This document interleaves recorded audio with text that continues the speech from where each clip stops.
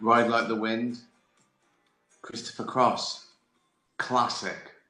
So you do the math. Hello, how are you? What have you been doing? I'll say now, any questions? Then I didn't know there was a delay. I'll get around to them. Well, I done same. Did me exercise. We played badminton. Had soup and a snooze.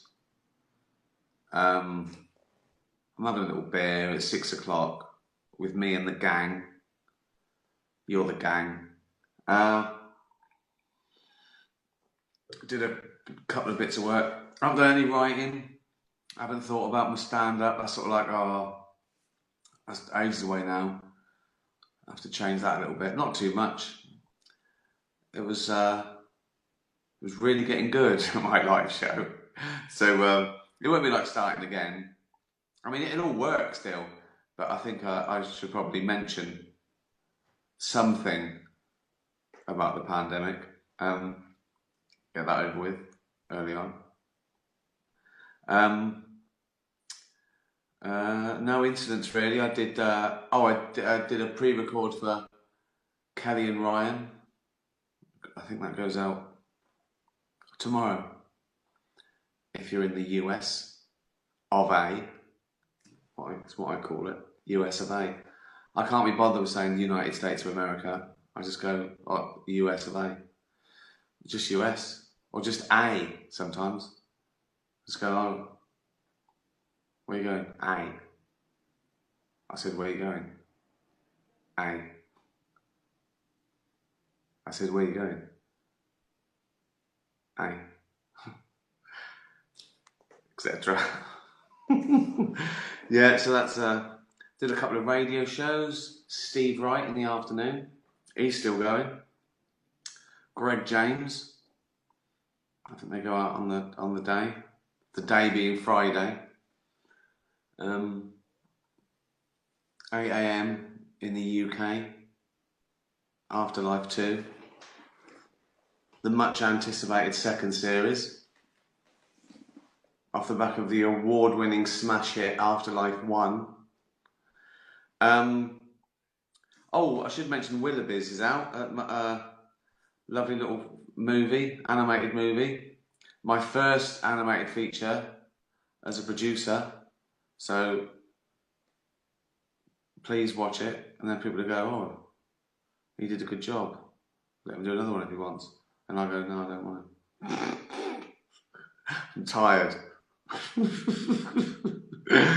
So that's on now. Watch that. Put the kids in front of it. I mean, it is for adults as well. Obviously, it's one of those. And for kids who are a bit, what's the word? Twisted? No, you know what I mean. It's a funny little. It's not just for kids. But yeah, it's not Disney. It's quite sort of crazy and spiky. It's about parents who don't even like their children. So it's already funny. I'm also in it. I play the cat, the narrator. Based on Ollie. Quite sarcastic. What else? What else did we do? Bit of a scare. Me and Jane were on our walk, and I sort of coughed, right? And I went, oh, cough. And Jane ignored me, which I thought, well, she thinks it's coronavirus then. You know, like when I said, like if I'm on a plane and I'm all happy, and then there's like that or a clunk, I look at the air hostess, right? And if she's just carrying on, I go, oh, that's all right. So Jane needs to go, don't be stupid, right? So I went, oh, I just coughed. Jane ignores me. I go, what do you think it is? She went, what, from one cough? Right? I went, right, you should have said that straight away. Well, as Confucius say, you know, choking to death starts with a single cough. He didn't say that. When I was little and I had a cough and I was like, oh, I felt ill, my mum said to me, It's not the cough that carries you off, it's the coughing that carries you offing. Right? That's not helping, is it? Don't say that to a kid who's already worried about death. Oh dear. Um, yeah, so countdown to Afterlife 2. We released another little viral, just a little flavour, sort of like a little love song to Lisa, a cover of a Cure song, and it sort of shows the good times and its sadness now. But I should just stress, it is really funny. I think it's funnier than the first. It's sadder and funnier. So I don't think it's like just like 3 hours of depression. It's not. It's funny and it's uplifting and you will cry maybe, but they're good cries. Do you know what I mean? You'll feel good. You'll love it. Whiz by. You'll love it. Um, uh, People have been sending me pictures of their dogs watching Auntie, who plays Brandy, the dog. I love her. She's Auntie. She plays Brandy. So yeah, she uses a lot of her own traits. It's her birthday Friday. Coincidence, isn't it? Day of release. It's the dog's birthday, so wish. Her real name's Auntie. Antilly the Wonder Dog, it's short for. And that's why I came up with the name Brandy, because that's quite a weird name, so I couldn't just call her that. So I thought Brandy's funny, and it sounds a bit like Auntie when I call her. So I go, Brandy, and the dog goes, that's close enough. That is close enough. My name's Auntie. What I like about it's usually the beach scene as well. Like when Auntie's barking on the beach in series 1, and there's the dog's watching like that. So what I love about this with the dog, it's smart enough to know that's a dog. It's, you know, if the dog's that, but it's a dog. Maybe thinks it's far away or whatever. And he goes, that's a dog. Right? I recognise that. But it doesn't go, but that's the telly. It doesn't know. So it's clever enough to go, that's a dog. But if the dog runs out of shot, the dog watching will got to think. So dogs are clever and stupid. Is my findings as a behavioural zoologist. Dogs are clever and stupid. Like a dog will sniff out cancer. It'll go, "You got cancer." You go, "Really? You can smell it?" "Yeah, yeah, cancer." "Where?" "Legs." You go, "Fucking hell, mate. You're incredible." Dog goes, "Oh," no. Then he goes, "Squirrel," and it's off. Do you know what I mean? So it's clever and stupid. So are we really? Like Einstein, like Albert Einstein. 1 minute he's all like, E equals MC squared. People are going, "Wow, what?" Yeah. Oh, there's a cock in a drain. So people are clever and stupid as well, and that's what I'm trying. That's all I'm trying to say, really. That's all I'm trying to say. People are clever and stupid. So, someone's saying, why not call the dog by its real name? No one would care. Well, I disagree. Why don't I just call the actors by their real name? Why wasn't my wife just called Kerry? So, hey, why isn't Brian getting just David Earl? Just David Earl. Because she's an actress and she doesn't want to use her real name. She wants to show her range. So I think that answers that one. What was it like being the manager of Suede? That's been blown out of all proportion. All I did for them was send their demo tape off to someone I knew, and that was it really. I think this comes up because I'm now famous for something else. So yeah, but I knew they were great, and I knew they'd really go places without me.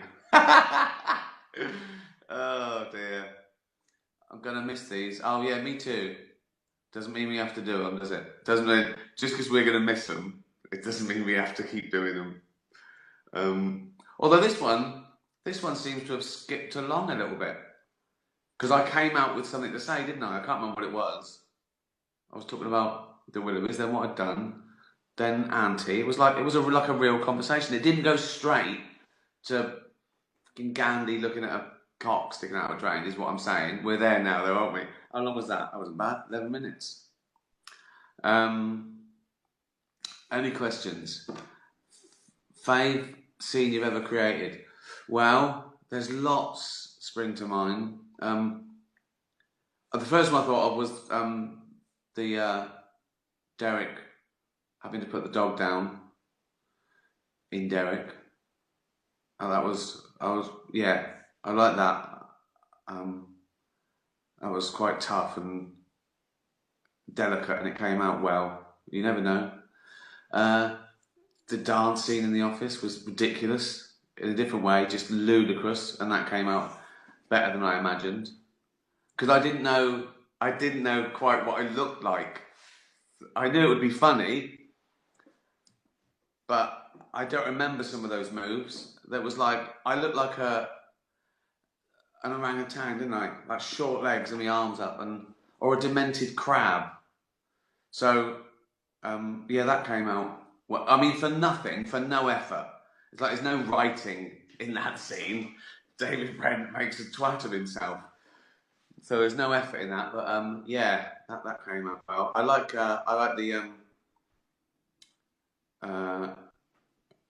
the staff training scene. Well, I think there's been a rape up there. That used to be my favourite line ever I'd come up with that.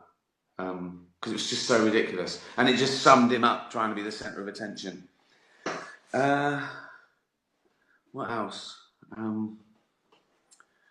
I like the Big Brother rant in Extras. Especially, I love the genie in Extras. I love doing that.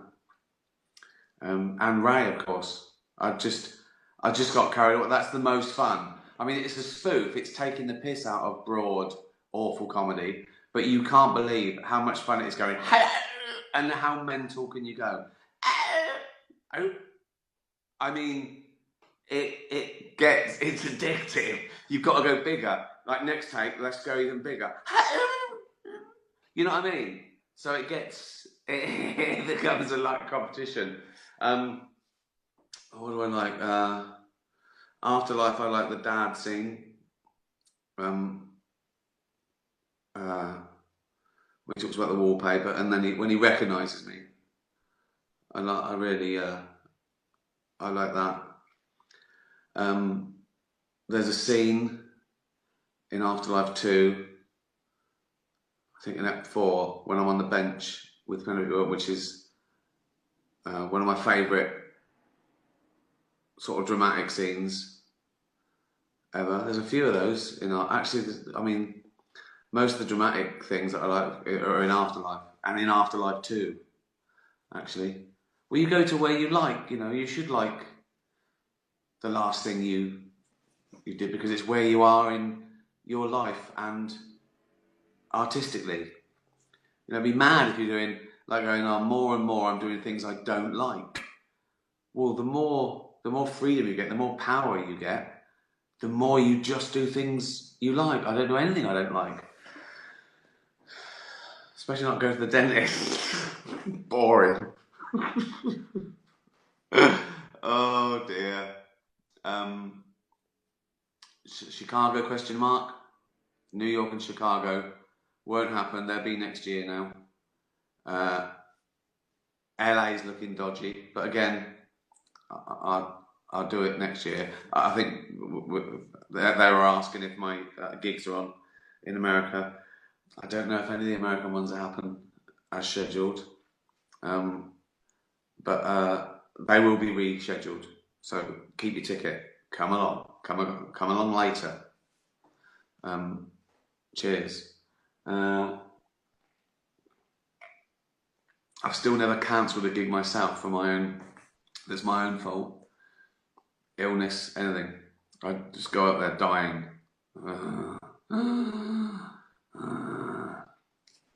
But this can't be helped.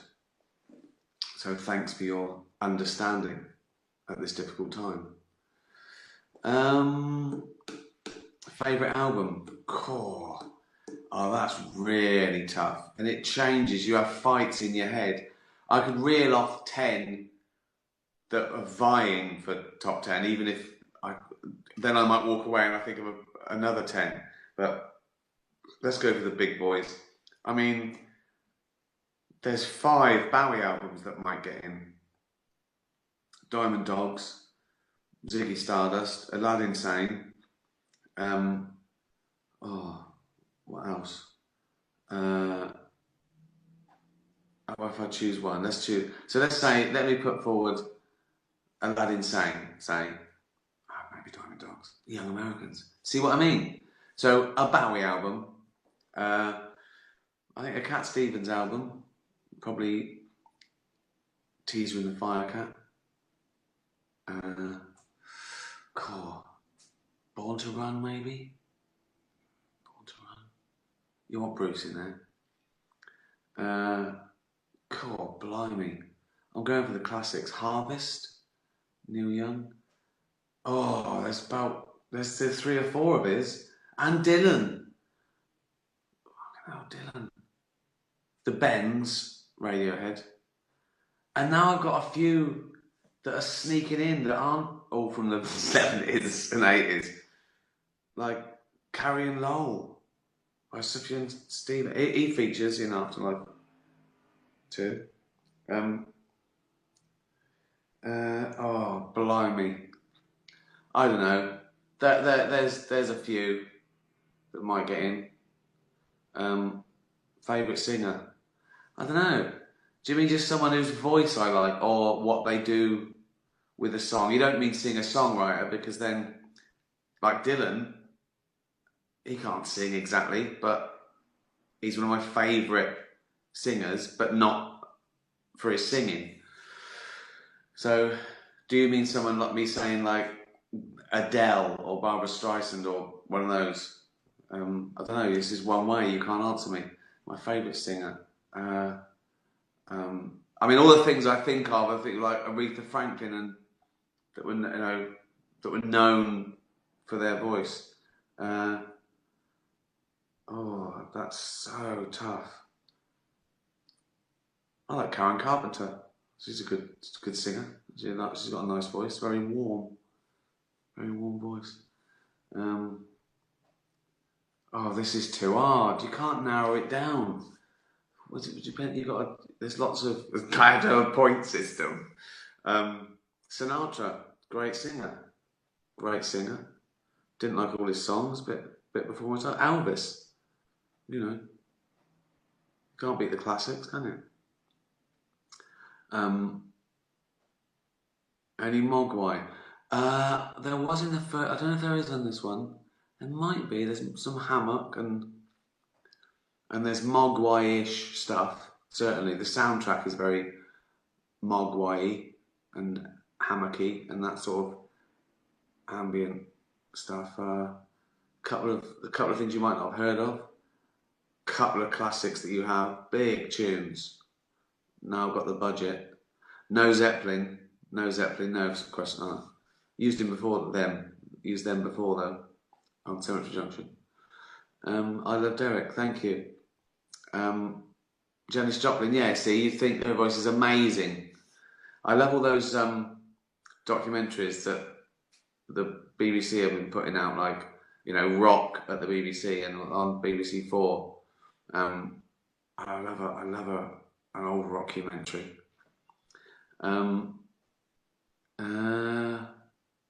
The Monkees, I love the Monkees. I like some of their new stuff. I think I was listening to Me and Magdalena this week, a new track. Well, it's probably got 5 years old now. But you know what I mean? Yeah. But I got the Monkees' greatest hits. Like, I used to love the Monkees, the TV show. I mean, give me a shout out. I can't read it. Sorry. Dean Martin, yeah, lovely. I love all that easy stuff, Rat Pack stuff. Sunita. Oh, Tom Waits, yeah, amazing. Was in Matilda. Oh, Willie Nelson, his version of Always on My Mind, so vulnerable and fragile. Brilliant. Scariest film. Do you know what? I'm not scared of films. They're really. I mean, I like a bit of tension, but I suppose there's still things that make me jump, like a car accident that make me jump if it's done well. I remember the best horror film I'd ever seen, and it might still be the case. I think I might have been 18. The Exorcist, and I got it on VHS, and I rewound it and watched it again. And I thought that was, at the time, zombie films used to screw me up a little bit as well. It's that feeling of them when they lift up and they come in, there's no escape, and oh Jesus Christ. The first thing that scared me as a kid, I remember, was Dracula. My sister let me stay up and watch it, and I was only about 8 or 9, and it was only a silly old Hammer horror thing. But then I remember in bed it felt like weeks when I thought, if you do it as a kid, I go, I've got, if the sheet covers my neck, vampires, I can't pull a sheet back. I made my own rules. Oh, he's got the sheet on. No, move on. Move on, let's go next door. Oh, look, that was like see, I got carried away. That was like a real conversation. I was really enjoying that. But you can't. Blair Witch. See, the good thing about Blair Witch was all the hype, all the people are throwing themselves out of a window after watching it. Scariest movie ever. Oh, someone died of fright. Bollocks. Right? I refused to watch it with all that shit. I actually watched it about 5 years after, with all the hype. I really liked it. I thought it was really well done. Yeah, I like the idea of that. Yeah. Is a little classic that you wouldn't think of. That I think I started watching ironically. Is it called Troll Hunter? The Scandi thing about